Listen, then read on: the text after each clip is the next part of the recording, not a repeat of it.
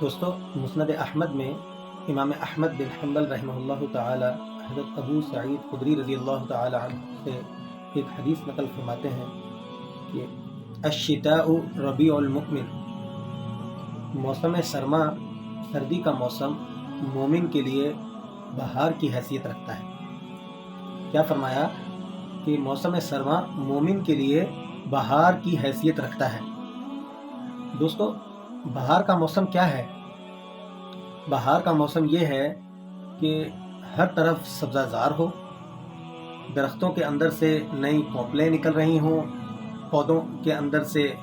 پھول نکل رہے ہوں، کلیاں جو ہے وہ کھل رہی ہوں، اور پانی کی ہر طرف جو ہے وہ اعتدال میں اور بہتات ہو،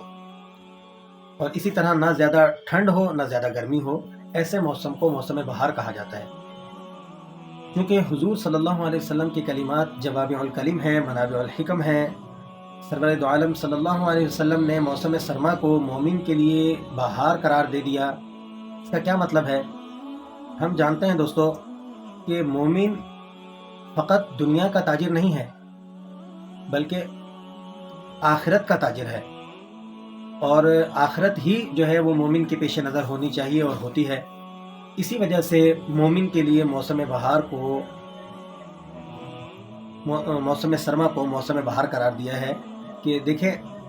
ہم سردیوں میں دیکھتے ہیں کہ دن چھوٹا ہو جاتا ہے، اور دن چھوٹا ہو کر ایک آدمی جو محنت و مشقت کا کام کرتا ہے اور اس کا کام جو ہے وہ جان مار کا ہے، تو ایسا شخص عام دنوں میں گرمی کے دنوں کے اندر روزہ نہیں رکھ سکتا۔ تو اگر وہ مومن ہے اور اس کے دل میں تڑپ ہے روزہ رکھنے کے لیے، تو اسے جو ہے وہ سردی کے دنوں میں وہ آرام سے اپنا روزہ رکھ سکتا ہے اور اس کو پورا کر سکتا ہے، کیونکہ سردی میں پانی کی طلب انسان کو اتنی نہیں رہتی، تو اور دن چھوٹا ہونے کی وجہ سے انسان کو بھوک کا احساس بھی زیادہ نہیں ہوتا،